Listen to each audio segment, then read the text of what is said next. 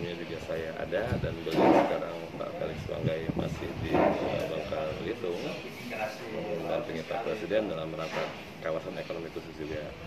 Selama 9 hari kami di sini, kami berusaha kenali dan berdiskusi dengan para kepala dinas, pimpinan OPD, karena kami berpikir para pimpinan OPD ini harus kembali menyamakan visi persepsi Pak Bupati yang selama ini spirit beliau, akselerasi beliau untuk pembangunan ini sangat luar biasa. Seandainya Pak Bupati memiliki speed 80 km per jam, paling SKPD harusnya 100 km per jam.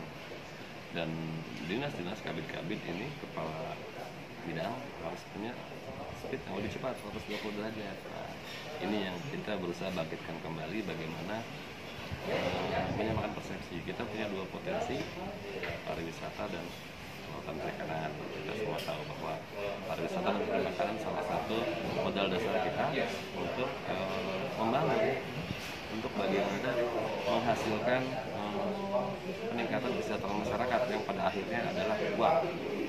Bagaimana kita berpikir bahwa Kabupaten Maluku Tenggara ini bisa menghasilkan uang yang banyak, datangkan investor, mengolah dan mengemas potensi pariwisata dan kelautan perikanan secara lebih menarik, punya keunggulan dan daya punya kelebihan, keunggulan komparatif dari kabupaten lain yang sama-sama punya potensi perikanan pariwisata. Kami berharap kita bisa mengemas sektor pariwisata secara eksklusif, secara punya keunggulan komparatif yang bisa dibandingkan dengan Morotai. Morotai punya pantai. Maluku Tenggara harus punya kelebihan keunggulan yang bisa dibandingkan kelebihan dengan Bali. Maluku Tenggara harus punya kelebihan pariwisata, industri pariwisata yang bisa berbeda dengan Jogja. Sehingga dalam dunia pariwisata itu ada yang disebut atraksi, aksesibilitas, dan amenitas. Dari 3 komponen pariwisata itu kita bisa kemas bagaimana atraksinya. Contoh kemarin kami menghadiri acara Dendisatmas. Dari situlah Dendisatmas kita bisa menemukan bahwa sejarah nilai-nilai penghormatan terhadap wanita ini berawal dari sini selama ratusan tahun. Dan ini juga merupakan cikal bakal undang-undang penghapusan dan perlindungan kekerasan terhadap perempuan. Kementerian Pariwisata, Kementerian Perlindungan Anak dan Perlindungan Perempuan dan Pariwisata harusnya melihat potensi ini, sehingga banyak program-program Kementerian Perempuan dan Perlindungan Anak bisa belajar banyak dari sini bagaimana menghormati wanita sebagai seorang istri sekaligus ibu yang membesarkan anak-anak kita. Itu salah satu contoh atraksi. Atraksi berikutnya adalah kita punya kekayaan alam yang luar biasa, event Metikei. Event-event ini harus kita viralkan, kita perbanyak. Dengan event ini, kita berharap banyak orang mata memandang ke Kei kecil khususnya. Secara masif, kita viralkan, kita gaungkan secara nasional bagaimana mata Jakarta dan dunia melihat ke sini. Kalau kita tidak viralkan, tidak mungkin akan diekspos besar-besar. Nah, event-event ini atraksinya harus kita perbanyak. Event harapan dan mimpi Pak Bupati salah satunya adalah melakukan upacara 17 Agustus di Pulau-Pulau Pesisir Terluar tahun 2021 sangat bagus menurut saya. Jadi event ini yang bisa kita gaungkan secara nasional, misalnya 50.000 bendera merah putih di pulau terluar di daerah Ridwan Fair. Nah, kita undang Muri untuk mencatat ini sebagai sejarah. Kita catat sebagai sejarah 50.000 bendera Indonesia berkibar 17 Agustus di Pulau-Pulau Pesisir Terluar. Artinya buat keunikan tersendiri yang kita punya. Kita punya pulau-pulau terluar yang perlu kita kita kemas dan kita gaungkan secara nasional. Itu salah satu atraksi. Berikutnya adalah aksesibilitas, karena dunia pariwisata butuh kepastian. Wisatawan butuh kepastian kapan saya tiba, kapan saya pulang. Butuh kepastian saya mau makan apa, saya tinggal di mana. Butuh kepastian informasi saya mau kemana hari A, hari pertama, kedua, ketiga. Nah, kepastian ini yang harusnya kita bisa kemas. Kita bisa informasikan secara luas sehingga ada kepastian berapa waktu yang kita akan keluarkan di liburan, misalnya di Kei, berapa uang yang akan kita buang, karena di wisatawan itu hanya untuk membuang uang. Mereka kebutuhan dasarnya sandang, pangan dan papan sudah tercukupi. Nah, kebutuhan untuk wisata ini adalah kebutuhan membuang uang. Bagaimana kita kreativitas kita, inovasi kita, berlama-lama orang membuang uang di sini di Key dengan berlama-lama betah tinggal di Key. Nah, ini bagaimana kita menciptakan event-event yang bikin orang penasaran, atraksi-atraksi yang bikin orang takjub, keindahan alam yang bikin orang terpesona. Dalam seminggu saya yakin kita 2 minggu pun saya yakin kita nggak cukup untuk mengunjungi spot-spot wisata yang ada di Key Kecil ini. Nah, ini bagaimana kita membuat event-event ini, spot-spot ini menjadi membuat orang penasaran. Dari mulut ke mulut, wisatawan yang kesini pasti punya kenangan. Bagaimana kita membangkitkan kenangan mereka untuk datang kembali ke sini. Jangan sampai mereka kapok. Dengan mereka ingin kembali ke sini, mereka pasti akan sebagai marketing kita dari mulut ke mulut. Nah, seperti ini yang kita tangkap. Buat mereka membuang uang berlama-lama di sini, membuat mereka terkesan dengan kita. Apa yang perlu kita siapkan di dunia pariwisata? Ya itu tadi, masyarakatnya, budayanya, budaya melayani, budaya ramah, budaya menegur sapa. Ini harus kita persiapkan. Bagaimana kita menyesuaikan dengan budaya orang bule.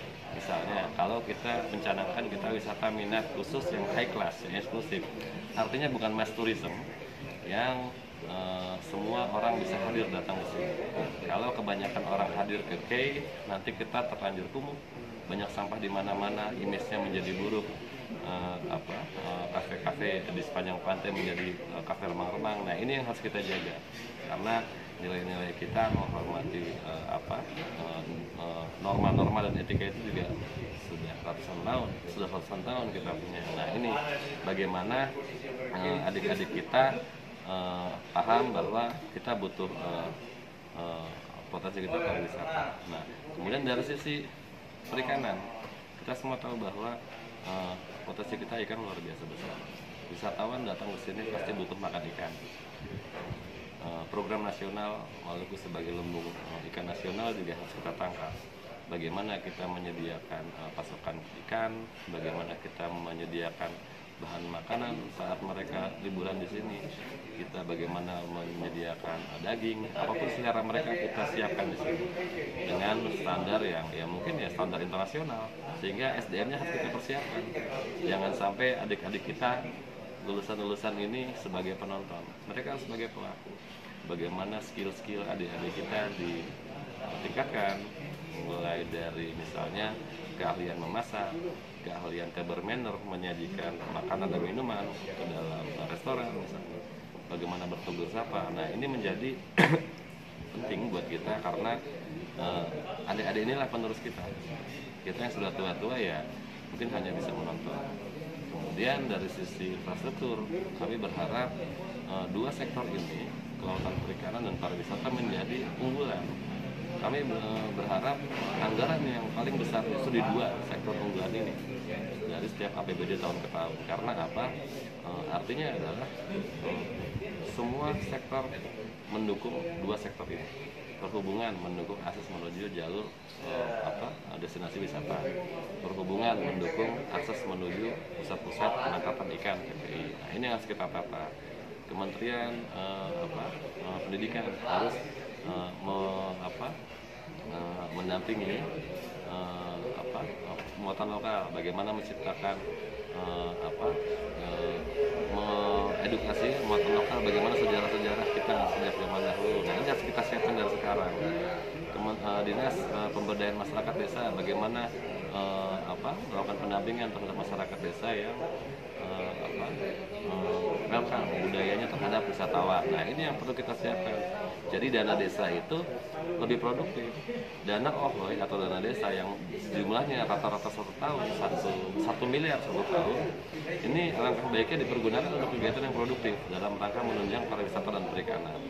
Mohon maaf kalau saya lihat leaflet di kantor OHOI itu kebanyakan dari 1 miliar itu 200 juta untuk belanja aparatur desa. Sedangkan belanja untuk pengeluaran untuk pemberdayaan masyarakat desa kayak membuat kerajinan itu hanya cuma 18 juta maaf. Artinya sangat kecil sekali.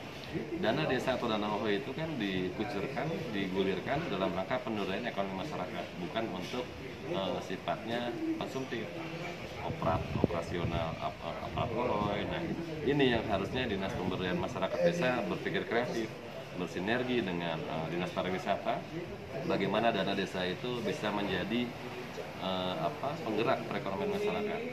Bagaimana kita menciptakan spot-spot selfie di setiap OHO yang punya potensi wisata. Bagaimana dana OHO itu bisa menciptakan industri budidaya rumput laut atau lola misalnya. Nah, ini yang harus kita sinergikan dengan Dinas Kelautan Perikanan. Kalau potensinya kelautan perikanan, kalau bukan pariwisata. Nah, ini butuh sentuhan-sentuhan dan sinergitas antar dinas. Mungkin itu yang bisa kami sampaikan.